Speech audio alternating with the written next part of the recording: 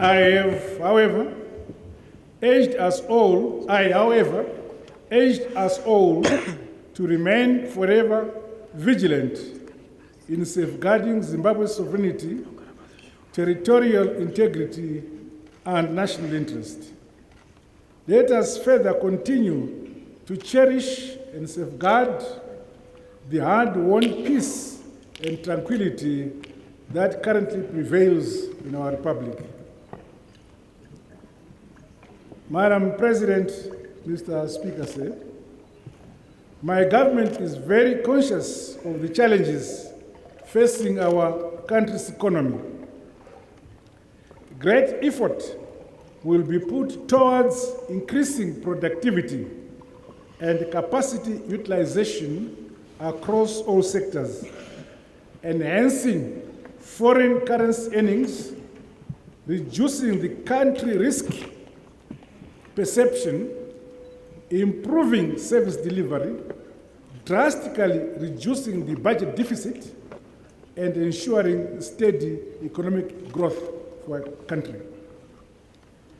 It is pleasing to note that the advent of this new era has rekindled a lot of goodwill and hope for economic recovery, both domestically and internationally. We must build on this foundation as we forge ahead for a better economic future for our nation. Madam President, Mr. Speaker, my government has made the growing of the national economy a top priority. Key levers of this policy thrust have been covered in my inaugural speech delivered on the 24th November 2017 and in the 2018 National Budget Statement presented to this august House on the 7th December 2017. In line with my pledge to prioritize policy implementation, my government has taken upon itself to operate on the basis of a clear set of performance targets to be implemented by each ministry within a 100-day cycle as we seek to realize the aspirations of our people within the shortest time possible.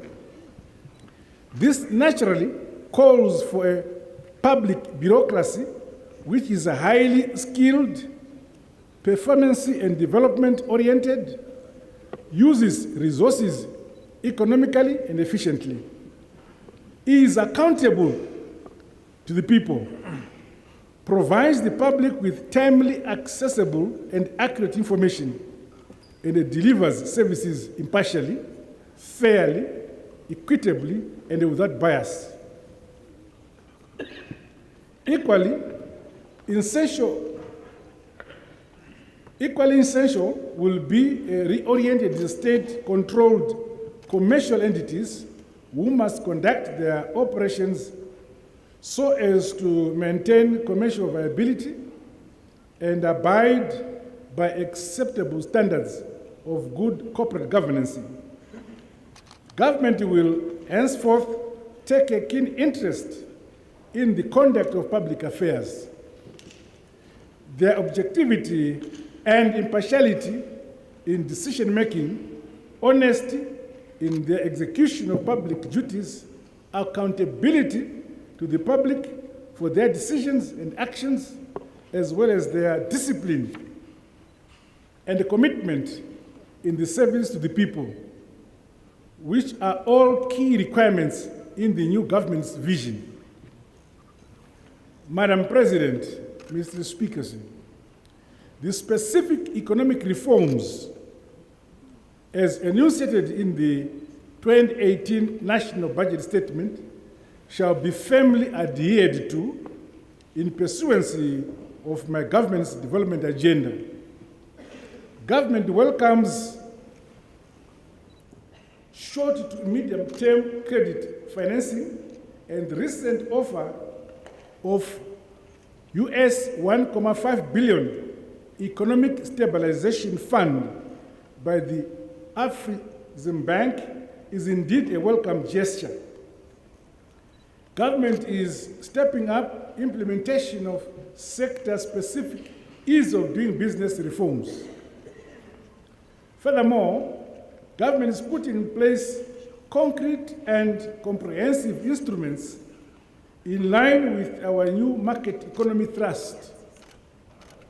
We are determined to remove any policy inconsistencies of the past to make Zimbabwe an attractive destination for capital.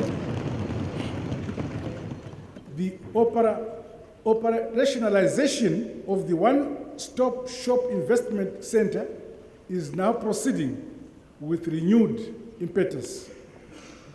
As part of this investment drive, the Special Economic Zones Act and the Economic Zones Authority Board are in place.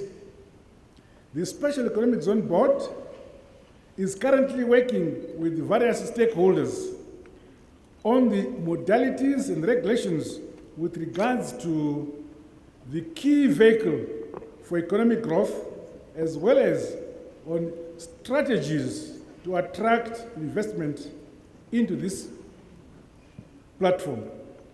Meanwhile, government is also carrying out a comprehensive review in the harmonization of investment laws and policies to boost the drive for foreign direct investment in our economy.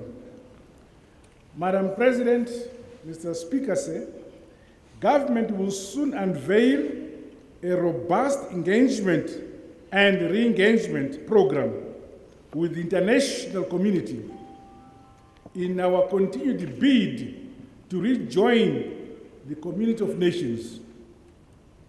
My government is committed to open Zimbabwe up to investment by building a free and transparent economy which benefits Zimbabweans and is welcoming to outsiders. This task, however, of projecting our country as a welcoming investment destination remains a collective responsibility for all Zimbabweans across the political divide. This, therefore, demands that we subordinate our partisan and personal interests to the higher objective of building a strong economy for the benefit of both current and the future generations. Yeah.